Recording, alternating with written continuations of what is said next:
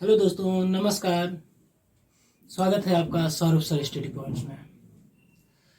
दोस्तों, हम लोग फिजिक्स में पढ़ रहे थे विभव।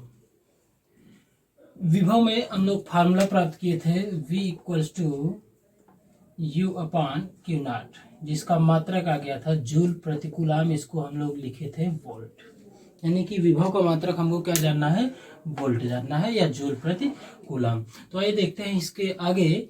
अगर कोई आवेश आपको दे रखा है तो कैसे विभव निकलेगा। यानी कि नेक्स्ट हेडिंग है अपनी एक बिंदु आवेश के कारण विभव। ठीक, तो आइए देखें एक बिंदु आवेश के कारण विभव क्या होता है। मान लीजिए आपको कोई एक आवेश दे रखा है क्यों, इससे कुछ दूरी पर एक बिंदु P है ना। इस बिंदु पर इस आवेश के कारण आपको विभव प्राप्त करना है ना। तो विभव प्राप्त करने के लिए कैसे करेंगे, आप लोग को सेम वही कंडीशन अप्लाई करना है जैसे आप लोग विद्युत क्षेत्र में करते थे।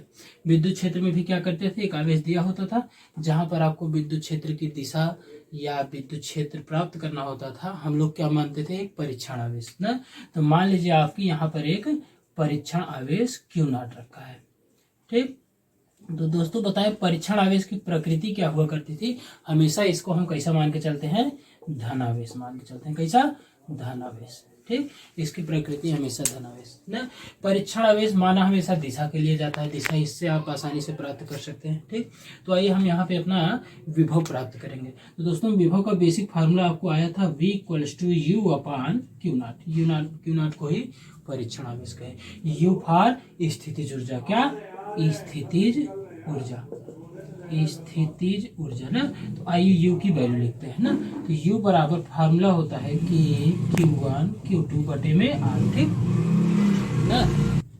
तो अपना ये फार्मूला, इस फार्मूले की सहायता से हम इस बिंदु का विभव प्राप्त, पहले स्थितिज ऊर्जा लिखते हैं फिर सूत्र में लिखते हैं ना।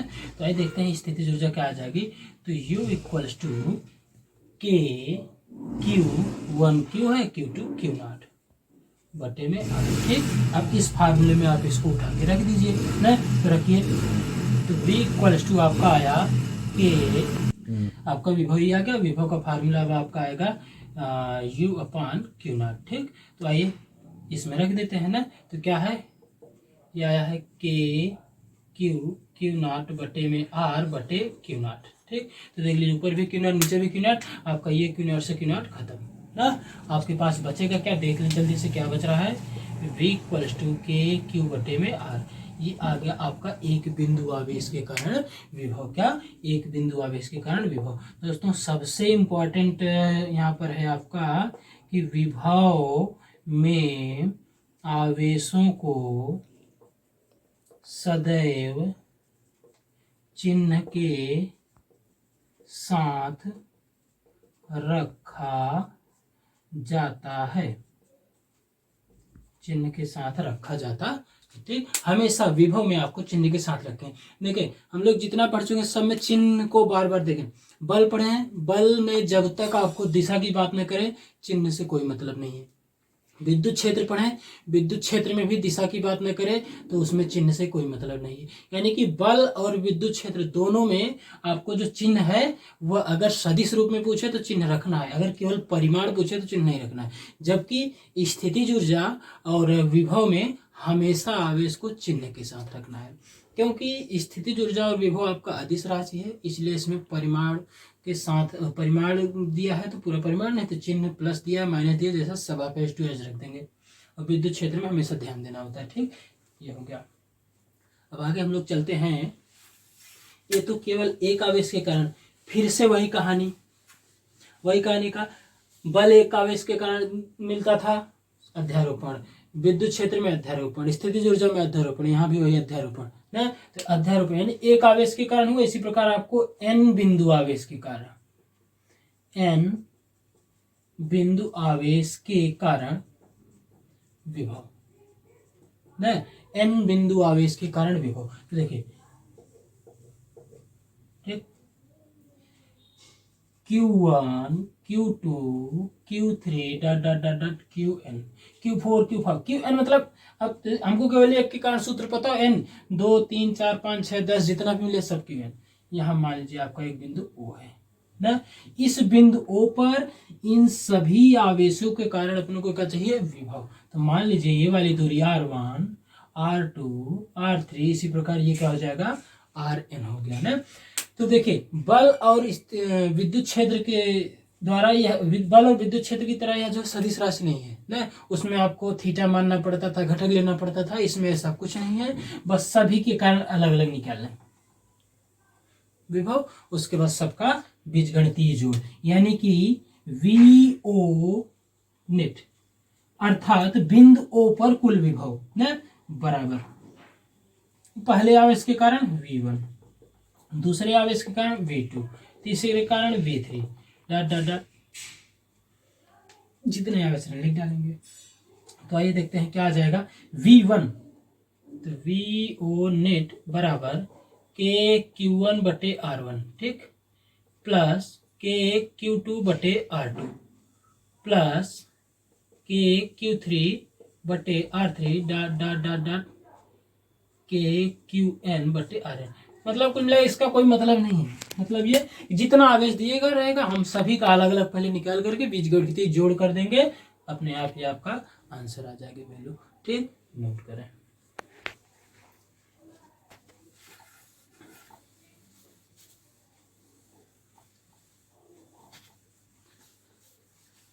तो आपका ये हो गया, एक से अधिक आवेश जब दिया होगा तो उसके कारण विभव का मान। इसी प्रकार आपका जैसे विद्युत क्षेत्र और स्थितिज ऊर्जा में आपका एक से अधिक आवेश देता था, बहुत से आवेश दे दे, अनंत आवेश दे दे तो अल्पांश मान करके करते थे। सेम उसी प्रकार यहाँ भी आपका अगला कंडीशन आएगा, वितरित आवेश के कारण विभव। क्या, वितरित आवेश के कारण विभव, यानी कि जब बहुत से आवेश आ जाए, इसमें आपको क्या करना है, सेम जैसे हम विद्युत क्षेत्र में आपको याद होगा अनंत आवेशित रेखी चालक तार का विद्युत क्षेत्र पढ़े थे, इक्वल टू आया था λ/2 पाई एप्सिलॉन नॉट r, ये आया था, ठीक। इस रूप में जैसे इसको हम प्राप्त किए थे, सेम उसी प्रकार अल्पांश माने, लिमिट रखे, समाकलन किए, आ गया ना। वैसे ही अब वितरित आवेश का किसी भी आवेश का आपको दे देगा ना, कैसा भी आवेशित निकाल दे, उसमें भी आपको क्या करना है, इसको याद रखें, इसको हम कराने वाले नहीं है क्योंकि सेम वही है। तो वितरित आवेश के कारण विभव कैसे हम करेंगे, उस वितरित आवेश के कारण हम अल्पांश मानेंगे, अल्पांश मानने के बाद उसका समाकलन कर लेंगे, समाकलन करने के बाद लिमिट रख करके जो भी वैल्यू आएगी वही आपका उस वितरित आवेश के कारण विभव हो जाएगा, ठीक। तो इसको आप उस विद्युत क्षेत्र वाले नियम से कर डालेंगे ना। उसके बाद आपका अगला हेडिंग आता है, विभव तथा स्थितिज ऊर्जा में संबंध, विभव तथा स्थितिज ऊर्जा में संबंध ना। देखते हैं विभव यानी कि U, स्थितिज ऊर्जा यानी विभव भी स्थितिज ऊर्जा, ये देखते हैं इन दोनों में क्या संबंध है। तो दोस्तों हैं, मान लीजिए आपको कोई आवेश दे रखा है ना, उस आवेश को किसी एक बिंदु पर ला करके रखा जाए ना, क्यों परिमाण का कोई आवेश है, इसको हम किसी बिंदु पर ला करके रख दें ना, यह आवेश के पास जो कार्य करने की क्षमता होगी उसी को उस बिंदु का विभव कहेंगे ना। और उसी कार्य करने की क्षमता से ही क्या प्राप्त होता है, स्थितिज ऊर्जा ना, क्योंकि हम लोग पढ़ चुके हैं डेल्टा U बराबर W ना, स्थितिज ऊर्जा और कार्य एक दूसरे के समतुल्य होते हैं। तो विभव तथा स्थितिज ऊर्जा में संबंध क्या होगा, यदि किसी बिंदु पर कोई आवेश Q परिमाण का आवेश रखा है तो इस बिंदु के कारण या इस बिंदु आवेश के कारण परीक्षण आवेश के पास जो कार्य करने की क्षमता होगी उसी को क्या कहेंगे, उस बिंदु की स्थितिज ऊर्जा कहेंगे ना। अब इसमें संबंध क्या मिल जाएगा, U बराबर Q इंटू V, U बराबर Q इंटू V। अगर आप देखें इसको तो ये कोई नया फार्मूला नहीं है, ठीक, नया फार्मूला कैसे नहीं है, अभी हम लोग थोड़ी देर पहले या लास्ट क्लास में ये पढ़े थे, V equals to U upon Q naught, ये परीक्षण आवेश था। तो आवेश परीक्षण आवेश बस वहाँ परीक्षण आवेश रखा था, यहाँ Q परिमाण का आवेश रखा गया, ये हो गया ना। तो आपका वही है संबंध, U equals to Q into V। ये आपको नहीं ध्यान देना है, कभी आवेश कैपिटल Q में दे दे, कभी स्मॉल Q में दे दे, कुछ भी दे दे, आवेश तो आवेश। यानी कि हम इसको ऐसा भी लिख सकते हैं, क्या, स्थितिज ऊर्जा बराबर आवेश गुणे विभवांतर। स्थितिज ऊर्जा बराबर आवेश गुणे विभवांतर। ये आपका इस तरीके से आ गया ना। ये स्थितिज ऊर्जा बराबर आवेश गुणे विभवांतर क्वेश्चन में आपको कभी कभी स्थितिज ऊर्जा न पूछ करके किया गया कार्य पूछेगा ना। तो किया गया कार्य भी यही होगा, क्योंकि अपने लोग को पता है U बराबर W या W बराबर डेल्टा U, dW बराबर डेल्टा U ना, डेल्टा W और dW बराबर du, सब वही मतलब है ना। परिवर्ती बिंदु, एक से अधिक बिंदु के लिए जो आएगा ये सब क्या है, किया गया कार्य न। या आपको क्या पूछे, स्थितिज ऊर्जा, क्या पूछ ले, स्थितिज ऊर्जा। ठीक, ये इस तरीके से आप क्वेश्चन में इसको वैल्यू प्राप्त कर सकेंगे। ठीक, बहुत ही इंपॉर्टेंट संबंध है आपका ये। ठीक, नोट करें।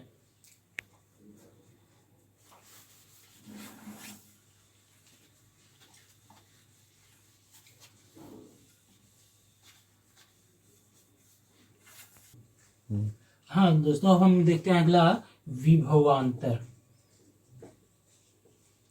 दो बिंदुओं के बीच विभवांतर अगर आपसे पूछ ले तब आप क्या करेंगे ना। दो बिंदुओं के बीच विभवांतर, सेम वही विभव विभवांतर सेम है, बस थोड़ा सा डिफरेंस इसमें आएगा ना। विभव में क्या कार्य किए थे हम, किसी परीक्षण आवेश को किसी बिंदुवार से अनंत तक ले जाने में जो कार्य किया जाए उसी को विभव कहते थे, या अनंत से किसी बिंदुवार तक आवेश को लाने में बाह्य बल द्वारा जो कार्य किया जाए उसी क्या कहते थे, विभव कहते थे। तो विभवांतर क्या होगा, यहाँ पर अनंत पे जाने की जरूरत नहीं है। कोई दो बिंदु आपको दे दे, क्या दे ना, मान लीजिए कोई दो ए और बी दो बिंदु दे दे ना, तो हम यहाँ से क्या कहेंगे, अगर ए से बी तक किसी परीक्षण आवेश को ले जाने में जो कार्य हो उसी को क्या कहेंगे, हम विभवांतर कहेंगे ना। लेकिन जब ए से बी जाएंगे तो कार्य कौन करेगा, विद्युत बल करेगा। ठीक, इसी प्रकार जब आप बी से ए आएंगे तब कार्य कौन करेगा, बाह्य बल कार्य करेगा।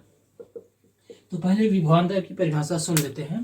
परिभाषा क्या रहेगी विभवांतर को, यदि किसी परीक्षण आवेश को बिंदु ए से बी तक ले जाने में विद्युत बल द्वारा किया गया कार्य प्राप्त हो तो उसी को हम क्या कहेंगे, विभवांतर कहेंगे। विभवांतर VA minus VB, VA minus VB ना, तो कहा जाएगा। अब यहां से देखें V बराबर क्या आता था, WA टू अनंत बटे Q नॉट। तो अब हम अनंत पे नहीं गए, कहाँ गए, B पे गए। तो यहाँ क्या आ जाएगा, WA टू B बटे में Q नॉट। ये कौन कार्य किया है, विद्युत बल ने किया है। ठीक, इसी प्रकार आप WB माइनस ए यानी कि VB माइनस VA निकालेंगे तब क्या आ जाएगा, आप देखें पता चल गया होगा आपके क्या लिखने वाले हैं हम। यहाँ पे WA टू B था, A से B गए थे तो VA माइनस VB। अब यहाँ से B to A upon Q naught, ये कौन किया, बाह्य बल कार्य किया। अब एक चीज और जान, यहाँ से आप कोई भी कार्य निकालें, चाहे विभवांतर A और B के बीच कहा है, अगर आप VA माइनस VB निकाल दिए और पूछा था VB माइनस VA, सिर्फ इतना सा अंतर आएगा। अगर आप उल्टा निकालेंगे तो चिन्ह बदल जाएगा, माइनस में आएगा, बाकी वैल्यू सेम रहेगी। ठीक, ये हो गया आपका तो विभवांतर की परिभाषा। तो विभवांतर ज्ञात करने के लिए इस तरीके से होगा ना। चलें आगे चलते हैं।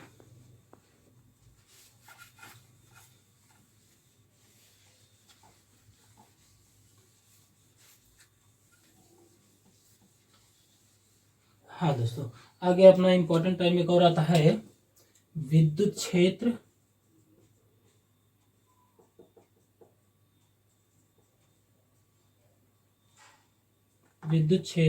तथा विभव में संबंध का समाकलन रूप।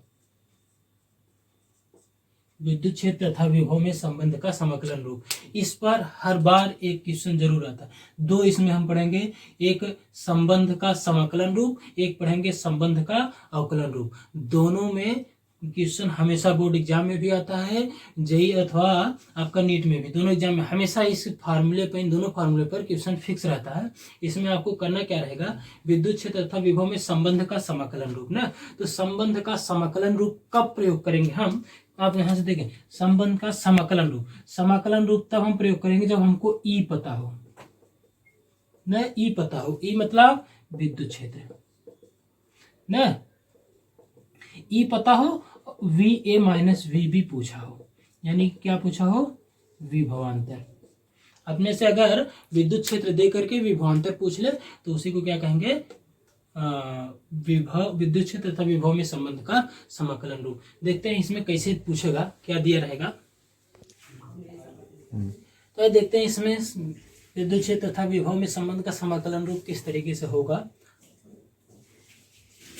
आपका इस तरीके से आपको कोई दो बिंदु दिया होगा, बिंदु ए बिंदु बी, दोनों का निर्देशांक दे रखा। बिंदु a x A y A Z A, यहाँ x B Y b z b. इसका मतलब क्या है, बिंदु ए का एक्स निर्देशांक, बिंदु ए का वाई निर्देशांक, बिंदु बी का जेड निर्देशांक। ठीक, सॉरी, बिंदु ए का एक्स निर्देशांक, बिंदु ए का वाई निर्देशांक, बिंदु ए का जेड निर्देशांक, ऐसे बिंदु बी का एक्स निर्देशांक, वाई निर्देशांक, जेड निर्देशांक ना।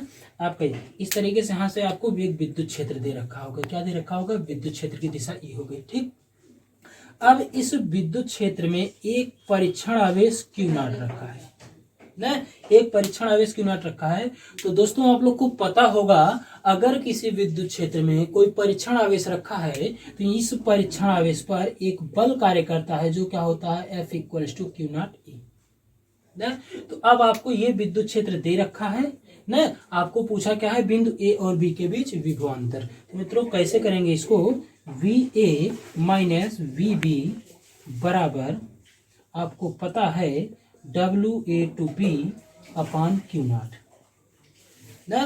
कैसे हम रखेंगे इसको देख लें, जल्दी से देखते हैं। वैसे इसके फार्मूला आपको डायरेक्ट याद रखना, डेरिवेशन की जरूरत नहीं है, लेकिन हम जल्दी से लिख लेते हैं। ए से B F into d r बटे में क्यू नॉट। एफ क्या है, क्यू नॉट ई ना। तो क्या आ जाएगा आपका, लिमिट ए से बी एफ की value q naught E into d r बटे में क्यू नॉट ना। अब आपका क्यू नॉट से क्यू नॉट कैंसिल, तो क्या आ जाएगा, V A minus we B बराबर समाकलन ए से B E dot d r.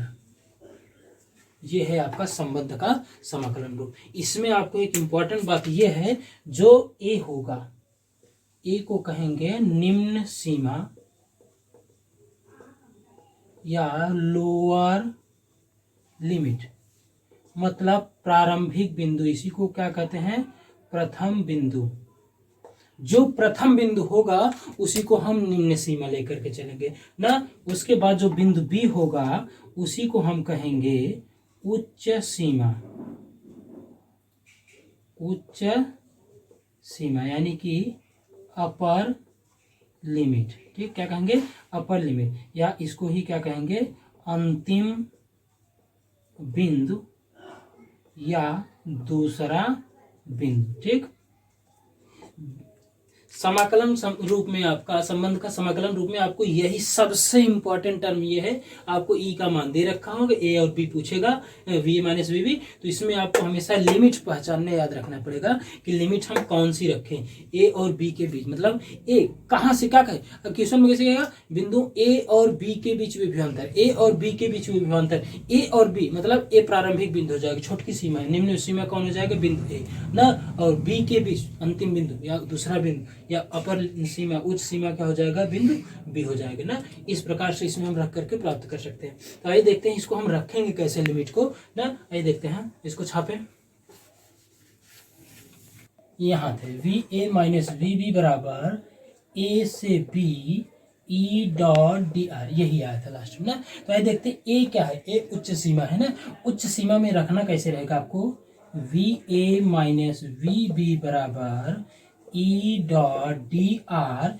A बिंदु क्या था आप देखें तो ए था x A y A Z A ना, रख दीजिए x A y A Z A. ये आपको जो क्वेश्चन दिया होगा इस तरीके से 1,2,3 2,3,5 कुछ भी दे सकता है ना, ऐसे दिया रहेगा। ठीक, इसी प्रकार आपका बिंदु बी क्या था, बिंदु बी था अपना एक्स बी वाई बी और जेड बी ना। तो जल्दी से देखते हैं बिंदु बी का लिमिट क्या आ जाएगा, एक्स बी वाई बी और जेड बी, इस तरीके से लिमिट रख दिया जाएगा ना। और मित्रों यहाँ पे एक चीज और आपको दे सकता है, ये ई का मान डायरेक्ट न दे करके ई आपको अगर सदिश रूप में दे रखा है ना, सदिश रूप में तब आपको दे रखा है, तो सदिश रूप में आपको कैसे देगा, इस प्रकार से दिया रहेगा ना। ये आप याद रखें, मुख्य फार्मूला है ना, सदिश रूप में कैसे देखेगा ना, सदिश रूप। आपको पता है बचपन से कि ई क्या है, सदिश राशि ना। बचपन हम लोग का बचपन कब शुरू हुआ था, हम लोग का बचपन शुरू हुआ था कहाँ से, कक्षा 1 से नहीं, कक्षा 1 से नहीं, हम लोग का बचपन यहाँ से कहाँ हुआ था, आवेश से शुरू हुआ था, आवेश से ना। तो उसके बाद ही हम लोग विद्युत क्षेत्र पढ़े थे बल के बाद। तो हम लोग को बचपन से पता है ई क्या है, सदिश रूप है ना। तो सदिश रूप, तो ई को सदिश रूप में कैसे देगा आपको, ई वेक्टर बराबर ना ई एक्स आई कैप प्लस ई वाई जे कैप प्लस ई जेड के कैप ना। इस प्रकार आपको डी आर कैसे देगा, डी आर वेक्टर ना आर एक्स आई कैप प्लस आर वाई जे कैप प्लस आर जेड के कैप ना। अब इसको आप रखेंगे यहाँ पे, कैसे आएगा, तो आइए देखते हैं, रखते हैं ना। इसको आप लोग छापें ना, ई एक्स, ई के स्थान पे ये पूरा रख देंगे, और जो डी आर है वो R X R Y R Z ना। इसका मतलब क्या है, अब देखें विद्युत क्षेत्र आई कैप ना, आई कैप मतलब एक्स घटक, एक्स अक्ष वाला मान, जे कैप मतलब वाई अक्ष, जेड कैप मतलब जेड अक्ष वाला ना। इस तरीके से होता था आपका, सदिश चैप्टर पढ़े होंगे 11 साल सब लोग पास हैं ना। तो ये एक्स एक्सिस होता था, ये वाई एक्सिस होता था, और ये आपका जेड एक्सिस होता था ना। जहां पे एक्स अक्ष का जो इकाई सदिश होता था इसको हम क्या लेते थे, आई कैप, वाई अक्ष का जे कैप और जेड अक्ष का के कैप लेते थे ना। इस तरीके से आता था। ठीक, तो आइए देखते हैं दोस्तों, इसके आगे हमको इस फार्मूले में यहां रखना कैसे है। छापने में पीछे मत छूटना, छापते रहो बराबर, छापते रहो, उसके बाद रटते रहो ना। तो आओ देखते हैं हम लोग क्या आएगा। अब आपका मान फिर से लिखते हैं, v A minus we B बराबर आपका आया था x A y A Z a, उसके बाद आपका v A minus we B बराबर x A y A Z a, उसके बाद यहाँ पे x B Y b z B ना, ई एक्स डी आर था।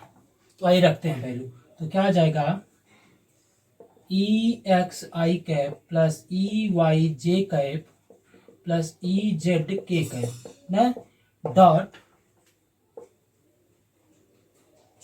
Are x I cap plus R Y J cap plus R Z के cap. ठीक, इसको अब सॉल्व कैसे करेंगे हम, X A X B sorry Y A Z A, यहाँ पे एक्स बी वाई बी और जेड बी ना। तो दोस्तों देखते हैं इसका आपको हल कैसे करना है इस क्वेश्चन को। ये डॉट प्रोडक्ट यानी कि अदिश गुणन। अब यहाँ पे एक क्लास 11th का बहुत इंपॉर्टेंट टर्म आ गया है, सदिश चैप्टर ना। तो सदिश चैप्टर, इस क्वेश्चन को आप तब तक नहीं कर सकते जब तक आपको सदिश वाले चैप्टर यानी कि सदिश गुणन अदिश गुणन न आ जाए। तो हम नेक्स्ट वीडियो में आपको सदिश गुणन और अदिश गुणन को बना करके वीडियो देंगे, जिससे आप लोग सदिश गुणन अदिश गुणन करना सीख लीजिएगा। और उसी में एक छोटा सा टॉपिक आपको यूनिट यानी कि विमा निकालना बता दिया जाएगा ना।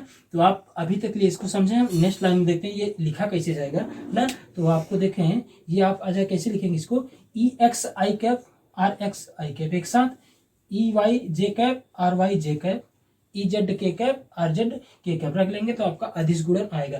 ठीक, अभी के लिए आपका ये इस तरीके से वैल्यू प्राप्त होता है। ठीक, तो ये आपका यहाँ से ये बहुत ही इंपॉर्टेंट है क्वेश्चन, इस पर जरूर आने वाला है, इस बार बोर्ड एग्जाम में आने वाला है जरूर। तो क्वेश्चन अगर आ जाए तो बिना छापे मत आना, क्वेश्चन आए छापना जरूर, और इसको आप छाप लोगे तो आपका ये एक लॉन्ग क्वेश्चन में पूछा जाएगा, शॉर्ट क्वेश्चन में पूछा नहीं, लॉन्ग क्वेश्चन में जरूर आएगा। ठीक, तो दोस्तों अगर आप अपने इस सदिश गुणन अदिश गुणन को जानना चाहते हैं, सीखना चाहते हैं, तो हमारे वीडियो से जुड़े रहें और साथ ही साथ चैनल को लाइक शेयर सब्सक्राइब करना न भूलें।